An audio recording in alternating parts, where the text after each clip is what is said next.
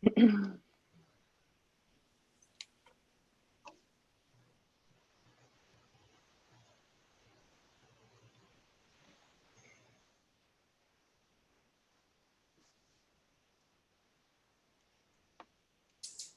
we're live. Good morning, everyone, and welcome to the April 30th, 2020 emergency meeting. This morning, we are going to, well, let me do this first. I want to make sure we have a quorum, which we do, so we will continue with the meeting. Emergency provision notice. In accordance with Texas Government Code Section 551.045, this is an emergency meeting of the City Council declaring an emergency urgent public necessity for the purpose of considering the following emergency agenda items. And the first one, of course, is to call the meeting to order and establish quorum, which we have already done. Number two, special instructions. All members of the City Council and staff should begin speaking by stating their full name and SMD position or role within the city. We will move into our public comment section, and we have two people and 3 comments for our public comment area. And the first is Misty Caldwell, and she says, "We don't need the restrooms nor the play area. I have my own bathroom in my RV and want to overnight camp with my family." She also sent a second one, which is open up the KOA walking area. Then the third public comment is from Brandon R. Pilchick. It's P-I-L-C-I-K. I probably mispronounced that. In regards to extending the declaration of local disaster. And he says, "There is no local disaster except for your leadership over the last few weeks. Taking $400,000 from the federal government is criminal, given the reality of what's happening in City of San Angelo, which is statistically and literally nothing. You should be ashamed, and I will not comply. Best regards." Those are the 3 public comments that we have for today. So we will now move into the emergency agenda. Item A, consider extending the declaration of a local disaster. And we're going to have City Attorney Teresa James lead us through this. But Teresa, to begin with, I would like you to talk about 2 things. So many people have made comments that this emergency disaster situation is unconstitutional.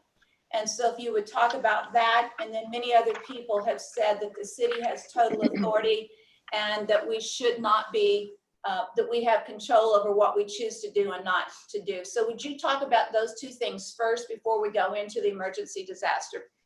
Yes, ma'am. Teresa James, City Attorney. As to the constitutionality issue, this is not the first pandemic that the United States has had. We had one in the early 1900s, 1918, 1919.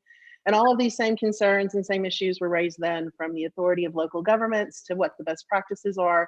And so the US Supreme Court has already decided that in instances like this, where it's necessary for the preservation of the health of the community, that governments can restrict some of the rights that people have, and especially when it comes to their movement and requiring them to do things or operate in a way that they otherwise wouldn't. We see some of that on a daily basis, whereas we have fire codes which require that businesses operate at a certain occupancy anyway. We just limited that even further. The governor did, actually, through his order during this time. The other question is whether or not we have any authority. I think under prior orders, there was a little bit more wiggle room, but in this order, the governor did a really good job of ensuring that there's not local control over these issues, despite the fact that we requested it as well as other cities. And his order specifically states that this order supersedes any conflicting order to the extent that such local order restricts essential services or reopens services allowed by this executive order, allows gatherings prohibited by this executive order, or expands the list of essential services or the list or scope of reopened services. So we can't limit them anymore, and we can't make it any greater. He has closed a very tight loophole around this. So we are all subject to this particular order. Okay, thank you. Any questions or comments for Teresa on those 2 areas? Because I'm sure many of you have heard the same comments that I have. Okay, with none, then Teresa, will you want to go ahead and talk through extending the declaration of a local disaster? Yes, ma'am. As you are aware, our prior disaster declaration will expire at midnight tonight if we don't renew it. So we are recommending that we do renew the declaration. In this renewal, what we're essentially going to be doing is adopting as local requirements everything that the governor adopts as a state requirement. Again, we don't have any ability to do anything more or less restrictive than that. But what that does, the reason we want to do that is we do have some local enforcement mechanisms in our code of ordinances that are a little bit easier to cite to and a lot easier for municipal court to manage when we're referring to our own codes of ordinances. It also ensures that we are remain eligible for any kind of FEMA reimbursement that may occur. In addition to adopting the governor's order, which I want to go through with a little more specificity in a second, we're also requesting we take the following action today. We still want to prohibit those itinerant or temporary health permits. Those are the permits that allow people to come into town, set up in a parking lot somewhere and operate on a short-term basis. Those businesses tend to see a lot of people in a limited amount of time, and we don't know the health status or the conditions of any of those folks who come through. So it's the recommendation we continue restricting those. We're still going to say that all fee increases that were supposed to take place in this next fiscal year will be reevaluated in the next budget year. We're still going to authorize Daniel to enter any agreements necessary to provide shelter or basic needs. We have a number of hotels that we have negotiated rates for and are ready to execute contracts as soon as we need a hotel for either a temporary hospital setting or just quarantine or isolation facilities, even if it's just for first responders who are not comfortable going home.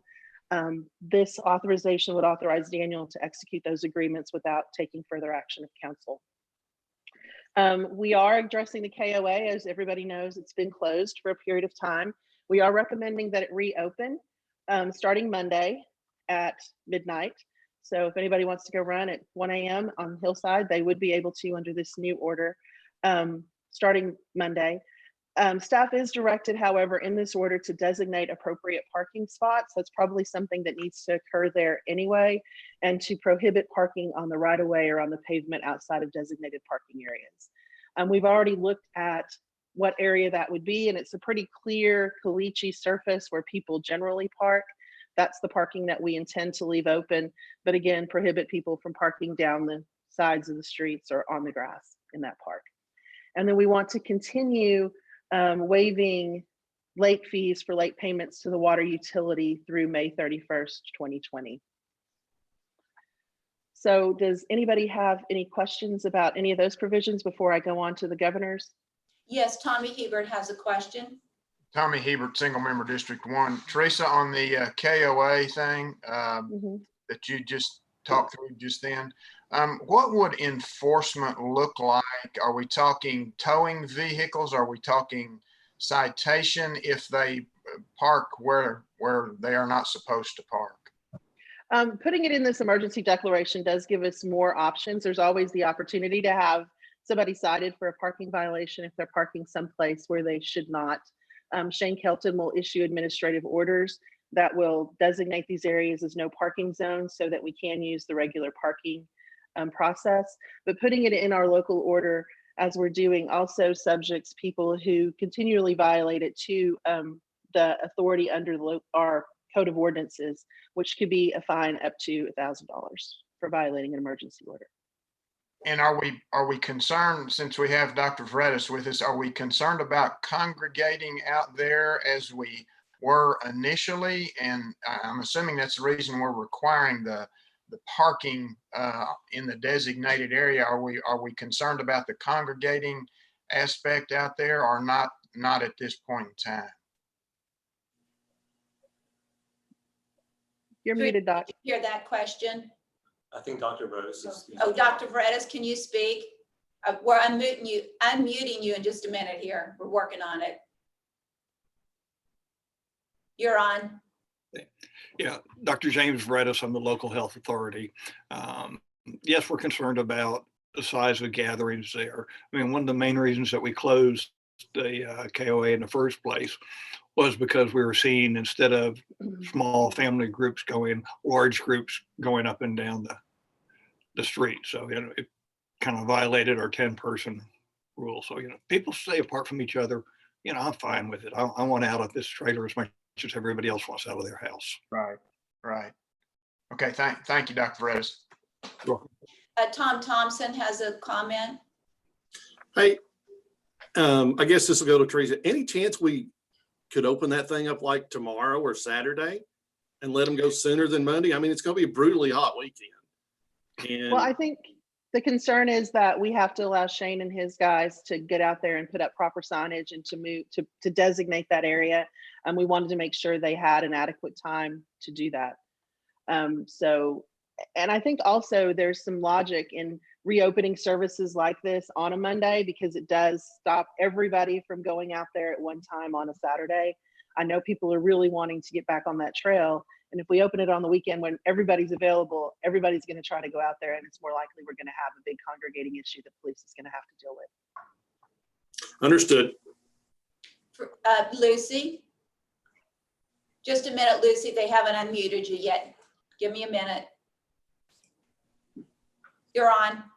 Teresa, I don't know if this is the place to ask this question, but what about the lakes? As far as I had gotten a phone call from someone that wanted to know if they could go swimming at the lake, at the beach portion of it.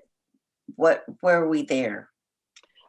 We are going to amend Dr. Vredis's order regarding public parks. We are going to keep the beaches closed, and we're going to keep camping closed. Pavilions are going to stay closed, the bathrooms, the water fountains, and the basketball courts. And the reason for that, I know that we've had requests to reopen camping, is we don't have any mechanism by which to control the number of people who go out there or the distance they're staying apart. And so until the governor opens us up a little more, and I'll talk about this a little more when I talk about the governor's order, is that he still is requiring through his order that, except for going to these businesses that are now reopened or other essential services, we are still supposed to be keeping our distance from people outside of our household. So he has only allowed us outside of our household to attend different kinds of needs. He hasn't said that everybody can congregate with people no matter where they live anymore. Okay. So until he opens that up, it's really not feasible for us to enforce those rules at those places. The question has come up about swimming. If you're swimming from a location other than the beach, we're not prohibiting swimming in the lake. We're just prohibiting the beach. I made a mistake when I read Misty Caldwell's first comment. Let me start over reading her comment, because it's kind of what we're talking about right now anyway. She says, please open up overnight camping at Lake Nasworthy, Middle Concho Park for those of us that have self-contained RVs or motorhomes. Overnight camping has more social distancing than going to HEB or Walmart or even the movie theater. We don't need the restrooms nor the play area. I have my own bathroom in my RV and went to overnight camp with my family. Now, this is from someone who actually lives in San Angelo and wants to take their RV out to the lake, but she is a San Angelo resident, unlike trying to stop RVs from coming in from other communities. So how do we address that? I think, again, it's just an enforcement issue. It would be extremely difficult for us to enforce San Angelo only RVs out at the lake. And again, I have no doubt that she would maintain distance from other people. But once we start allowing one group of folks in, we really, for equal protection reasons, have to allow lots of people in. And not all of them are following the rules to the same extent. I saw somebody post somewhere that, this really is kind of like the whole class being kept in for recess because that one kid who wouldn't stop talking in class. And it is a little bit like that. I mean, we have to make sure that we're limiting our activities to the extent that we know we can control and enforce the rules that we're passing. Do I have further questions for Teresa or for Dr. Vredis at this point on the declaration? All right, continue, Teresa. Okay, I want to go, since we are adopting the governor's order, I kind of want to go through that with a little more specificity for you guys. First, as I've said before, there is the same household requirement that's still being imposed. What it actually says is every person in Texas, except where necessary to provide or obtain essential services or reopen services, minimize social gatherings, and minimize in-person contact with people who are not in the same household. So this is not going back to no more than 10 people or 50 people. We're still supposed to only be socializing with people from our same household. Essential services, he provided in this document the updated version, which is 3.0. As you may know, last week when we looked through that version, it's a much more expanded version. The prior versions of this document really were for disasters like tornadoes or hurricanes, which are more limited in duration.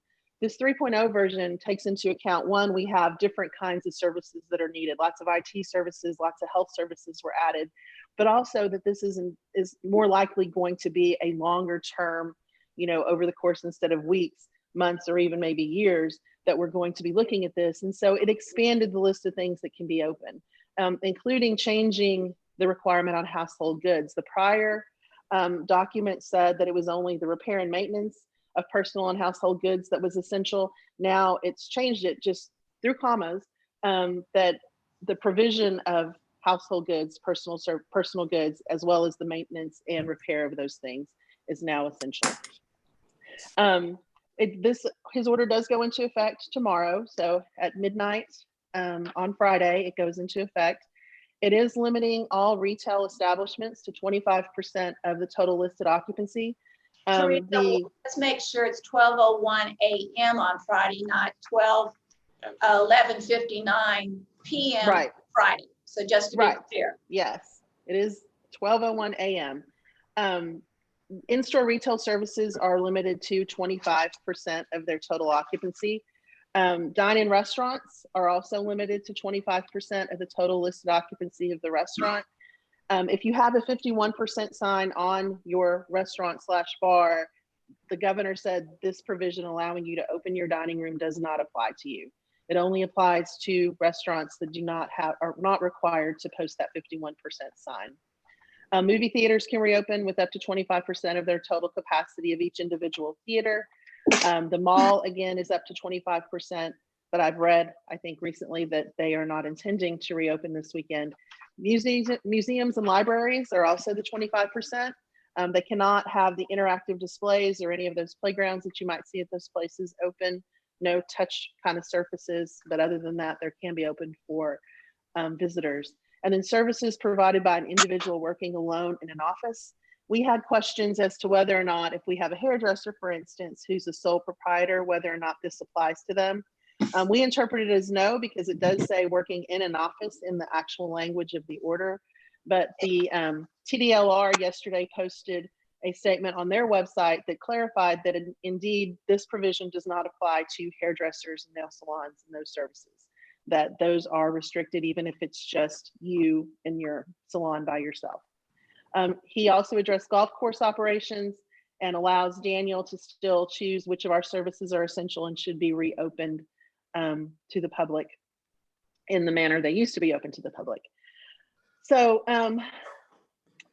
one thing that the governor did do in this that I find kind of interesting, he has specific language that says that he can take control over any county or counties in which reopened services are prohibited in his discretion based on his determination based on the health needs. So for instance, if the rest of us are at this 25% reopened status, and there's a county where they're having an outbreak that makes the 25% not safe based on medical criteria, then the governor has retained his authority to handle that specific county differently than the rest of them. And I think, again, this is just another indication that he is limiting local control over this issue in a very strong way. There is still a list of people, and it's actually an expanded list of things that have to stay closed.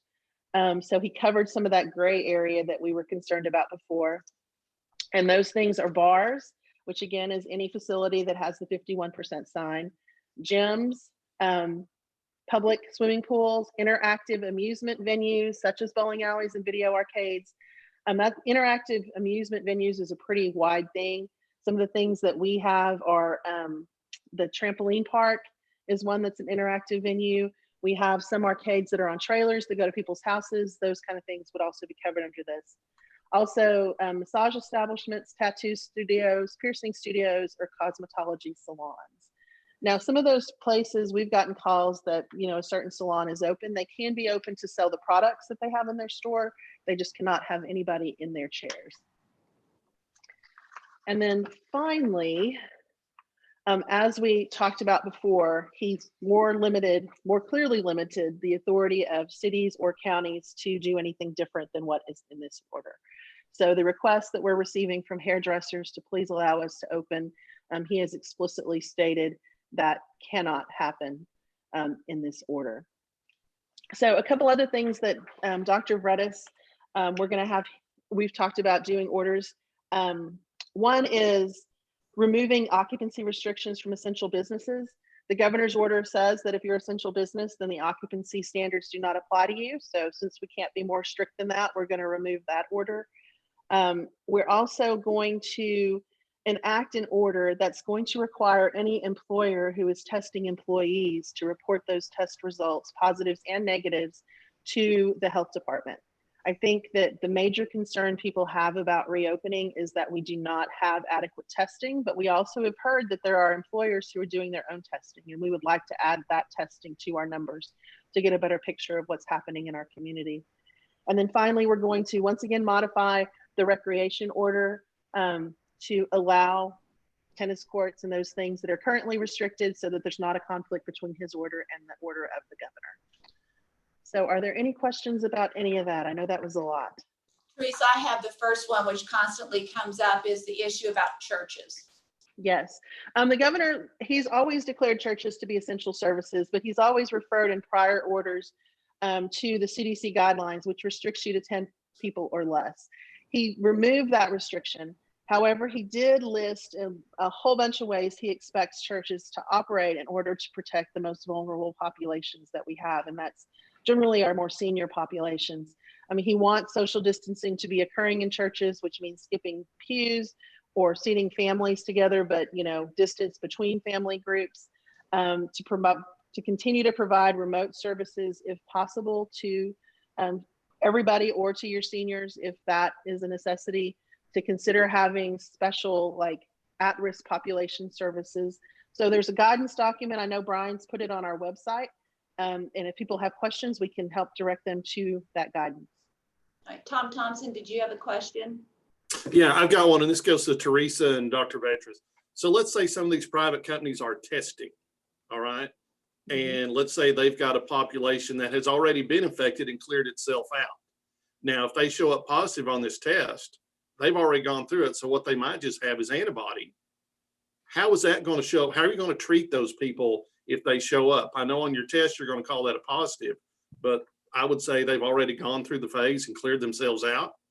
How are you going to handle those? Dr. Brenes, you might answer that. Yes, I'll go ahead and I'll take that one.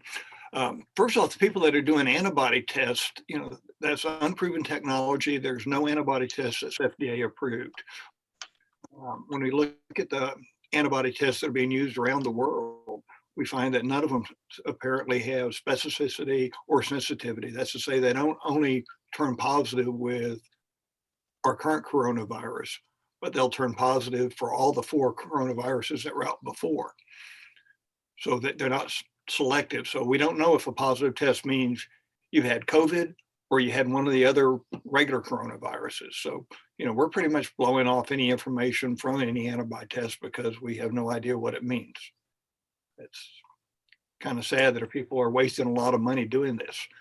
You know, the United Kingdom just sent back $2 million worth of tests that they were, because they found they didn't work. Spain is actually suing a Chinese company because none of theirs worked. You know, it's unproven technology. It's going to be there, but it's not there now. So there are tests out on the market now that companies are buying, and they're being sold here in the US.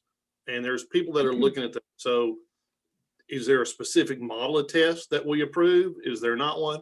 I think what I'm going back to is when they test, what are they actually going to show to? Okay, there are no approved tests. So any test that anybody's using is an unapproved test. It's something that somebody sold. that's never been checked out.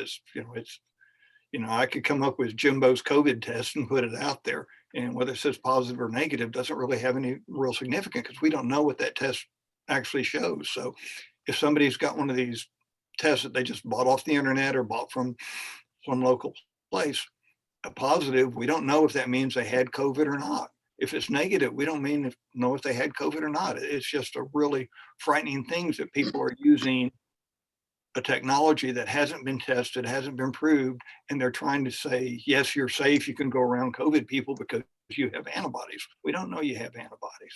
So then we wouldn't want those results, would we, or would we not? No, I don't want those results because they have no significance for us. It Well, I doesn't think- mean. I think what we're asking them to provide us are the swab tests that we do know are more reliable. We're not asking them for antibody test results. I mean, from my understanding is there are employers who are using those as sort of a screener, but then they verify a response or a result with an actual swab test. And that's the test that we want to be reported to us. Okay, that's the answer I was looking for. Okay, great. Thank you. Tommy, you had a question? Teresa, talk through just for council's benefit as well as the public that might be watching. When you talked about posting a 51% sign, give more context to that and what that means in terms of the order with respect to the restaurants and bars. Really, that goes back to a TABC requirement that you have to post that sign if more than 51% of your revenue is for the sale of alcohol. It's how they distinguish lots of rules, including where you can carry handguns based on the percentage of alcohol that you sell. The governor also, used that as a determination as to who can open up their facility to seat customers as to whether or not they're a bar or a restaurant. So put that again in context. If they must post a 51% sign, they are not allowed to open under this order specifically? They're not allowed to open their dining areas. They can still operate with the alcohol to go or whatever that services they're providing. So they're still allowed to be open and serve the way they have been. They just can't allow people to sit in their dining rooms. Thank you. Mm-hmm. Other questions from council? Yes, Billy? Thank you for your patience when I finally got my technological issues resolved. I have a couple of questions. One, are we getting the test results back any sooner than we have been in the past? Dr. Vredes? Yes, ma'am. We're getting them back really fast now. Both Community and Shannon are doing in-hospital testing, and they're getting results back in 15 minutes to an hour for people that are admitted. The tests that we're sending out primarily to Austin, CPL in Austin, we're getting back in 24 hours. So our turnaround is way better than it was before. That's great. My second question on the city website, and this is not for you, Dr. Varettis, I don't think, but on the city website, it talks about local governments having a certain latitude in being able to make decisions about opening certain things. Where do we stand on that? What are we doing about that? How are we organizing and managing that? Well, first of all, if it says that on the website, that website needs to get corrected. Teresa? Yeah, that is no longer possible as of tomorrow. Under the prior orders that the governor issued, there was, essentially a little loophole that was created that as long as you weren't allowing or closing somebody that the governor said has to be open, you can interpret categories more broadly. We still do have the ability to interpret that essential services list as it's been revised. But for the most part, beginning tomorrow, when this new order of the governor goes into effect, we do not have the ability to say, essentially like subsidies did, all of our business is essential, so everybody's going to stay open. He closed that loophole very, very succinctly. Thank you. You're welcome. Any other questions, Tommy? Teresa, if you would talk through for the benefit of the outdoor folks that like to play tennis, pickleball, golf, talk through the specifics of what will be existing when this takes effect tomorrow.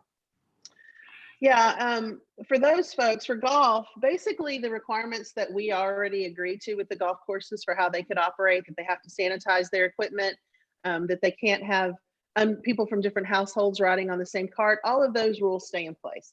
The governor specifically provided guidance for all of these businesses that are going to be allowed to reopen. And we posted links to that as well on the city website. So if anybody has a question as to what specific requirements they have for their type of industry, they've already provided that guidance in those documents. As far as tennis is concerned, one of the little conflicting things within the order is that on one hand, he's saying that you should not be socializing outside of your household. But then when it comes to these outdoor recreations such as tennis, you can have up to 4 people that can play together in a game like that. And it doesn't have any restriction on household. So for tennis, for instance, 4 of us could go and play tennis together and it's not a violation of the order.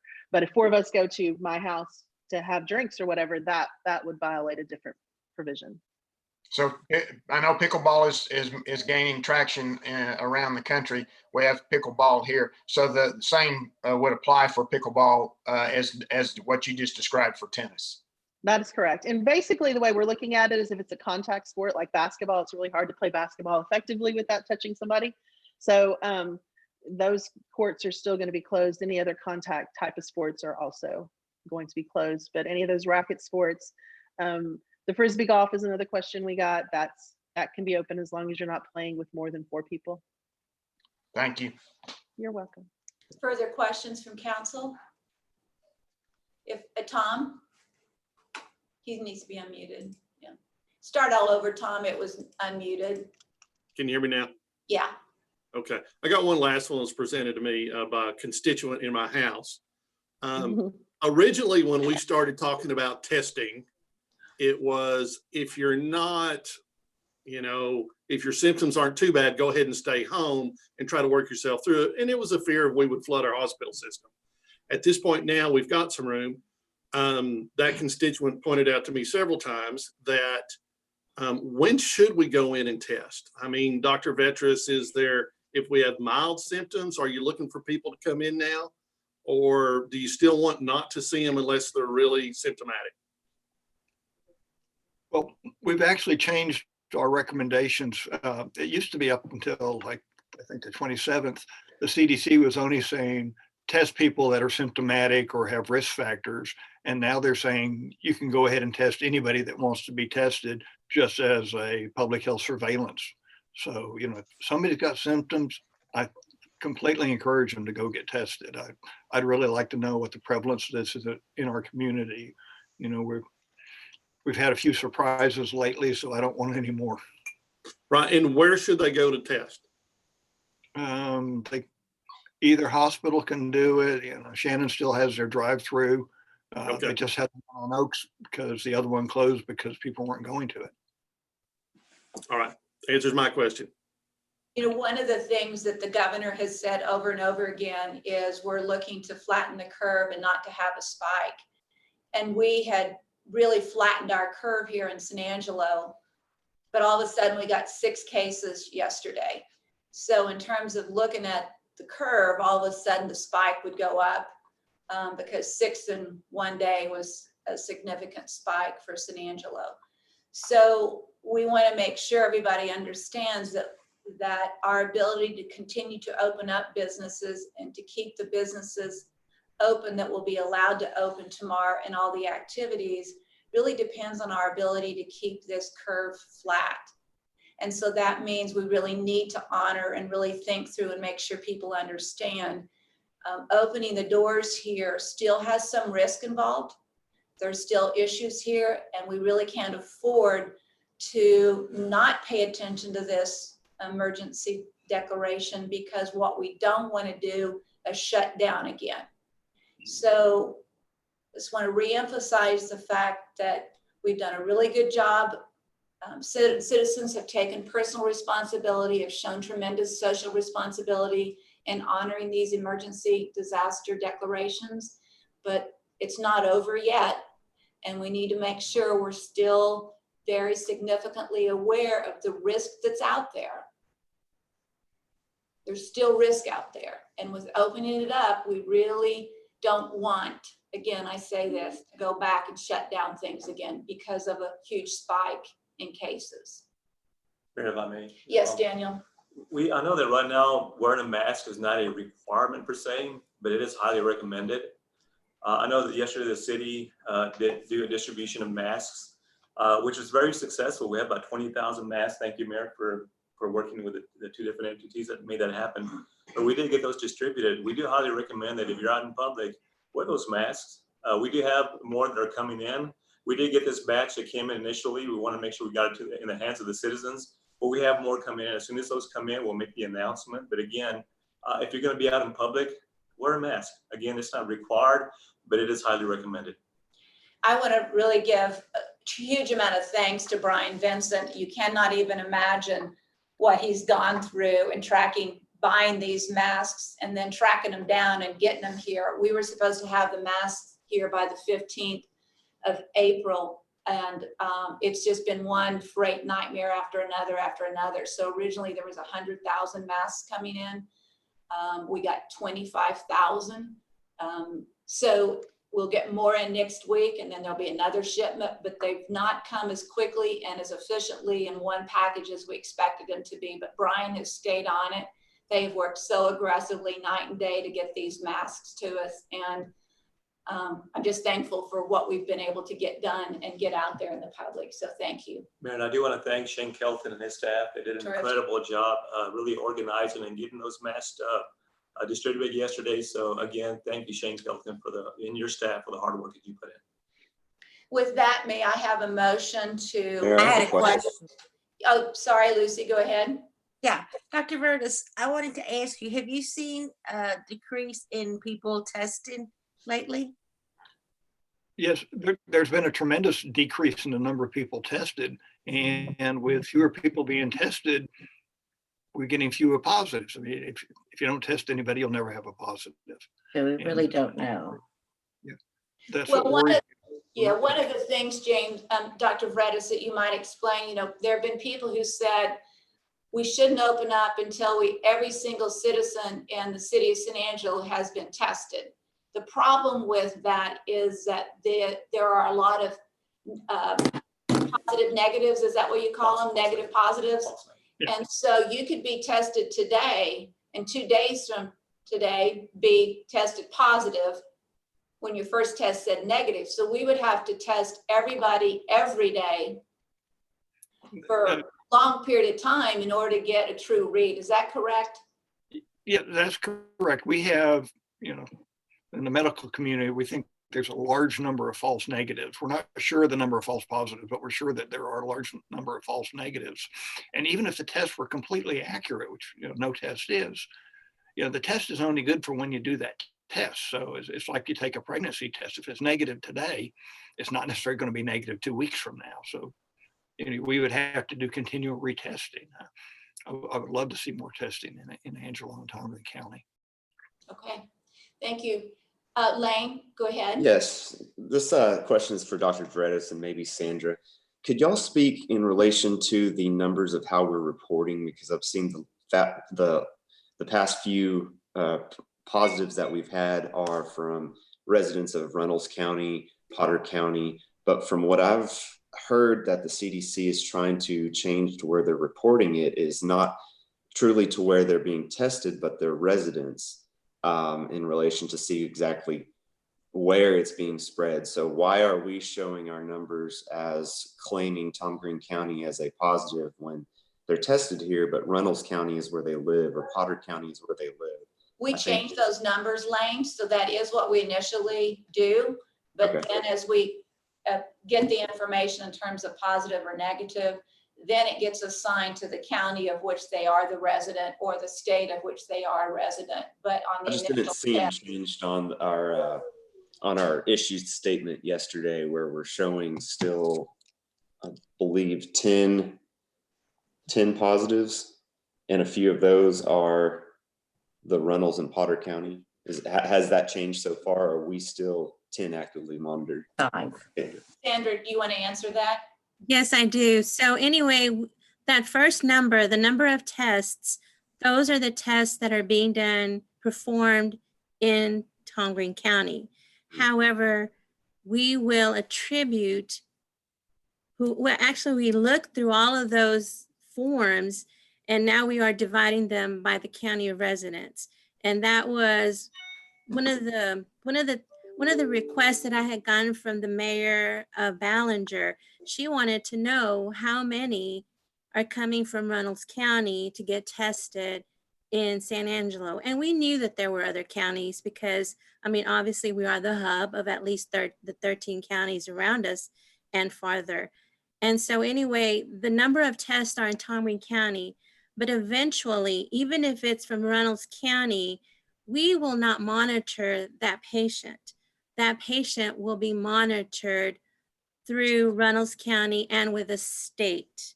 So when will our 49 positives trickle down to a true number of what is Tom Green County? Because that's what I'm looking at and what I'm getting. So if you go to that second page that Brian, in that graphic, that second page, that has the breakdown of those Tom Green counties. So those are the ones that we will actually monitor, the ones that are residing in Tom Green County. All those from other counties, those basically are gone away from our monitoring, for monitoring statuses, monitoring purposes. We are no longer doing those. Those either go to the local health department in that county or to the state if they do not have a local health department. So we will always report it, 49 initial positives, but then break it down. Yes. Okay. Yes, because those were tested here locally. However, we're not monitoring all of those. And that second page will give you the actual Tom Green County numbers, the residents here that we are monitoring or have monitored. And the same thing applies. There was one that was tested positive and that has residency here, but they were tested in another state and found positive at that state. And so ultimately it transferred into San Angelo's numbers. Yeah, exactly. And those always get transferred. And that's just a public health, that's just the public health system. It will always go back to the county of residence for statistical purposes. So. Before I ask for a motion, are there any other further questions that you would like to offer? Teresa, you want to make a comment? Yeah, I'd like to clarify one other thing that I've heard. I've had a number of people ask me about why can we not go up to the 50% that was listed in the governor's order? The governor does provide a provision that allows certain counties to allow them to open up at 50% occupancy instead of the 25, but there's pretty strict criteria to meet in order to do that. And the first criteria is that we have no more than 5 positive tests. So we're clearly monitoring more than 5 people currently. So as long as that's the case, we don't even have the opportunity to request the governor to allow us to open at 50%. Teresa, you made a comment earlier, and I want real black and white answer to this. And that was that Billy said that on our website, it said the city has a lot of flexibility before this current. We have not had the flexibility. It was very defined by the Department of Homeland Security in terms of what businesses were considered essential businesses. When the Department of Homeland Security changed what they considered essential businesses, then it gave the city an opportunity to open other businesses. But up until the time period that Homeland Security changed, we did not have. That is correct. And I think a good example of that is in the construction industry. The version 2.0 of that essential services document severely restricted residential, which again, those storm situations is important during to allow residential construction to happen. In the 3.0, they expanded the construction activities that are allowed to both residential and commercial. So yes, the 3.0 is much more expansive than the 2.0 was, and that did give us the open things up that were initially closed. But all of that occurred, you're right. We just need to be clear on that because it was sort of presented that we had more flexibility. And you and Dr. Vredes have very, very specifically said Homeland Security has designated these businesses as essential businesses. Right. Okay. And it's really categories of businesses that's on that list. It doesn't say, for instance, clothing stores, but categories that include clothing stores. Billy? Yes, Mayor. The comment that I read was more specifically addressed toward counties and municipalities. And it cited areas like museums and libraries and permitting offices, things like that, where the local government had some flexibility in the decisions they made about whether they opened up or not. Right, we So do those have were the ability to decide on our own facilities what's going to happen, just like any private business owner has. If it's a city-owned or operated facility, then Daniel has the discretion to determine how those facilities are going to operate. Okay, well, I just wanted to clarify, that was the comment that I read. It wasn't about essential versus non-essential businesses. It was more about specific areas where the municipalities or the county government, you know, had authority over. Thank you, And Billy, that's for what that clarification. That was important. Thank you. All right, we're at that point. Is there further comment, or may I have a motion for approval? Lane, are you? Harry Thomas, single member District 3. I make a motion that we approve this public health emergency as printed. Thank you, Harry. May I have a second? Tommy Hebert, single member District 1, second. Thank you, Tommy. With no public comment, we will take a vote. I would like to start with single member District 1 to say aye, and then we'll go from there. So Tommy? Tommy Hebert, single member District 1, aye. Tom Thompson? Single member District 2, aye. Harry? Single member District 3, aye. Lucy? Single member District 4, aye. Lane? Single member District 5, aye. And Billy? Single member District 6, aye. Brenda Gunter, the mayor, aye. With that, the emergency meeting declaration has been approved. We will now move into adjournment. May I have a motion for adjournment? Move we adjourn. Tommy made a motion, second by Tom. I'm sure there's no public comment on that, so we'll all take a vote, say aye. Aye. Aye. None opposed, the motion passes. We are officially adjourned. Thank you.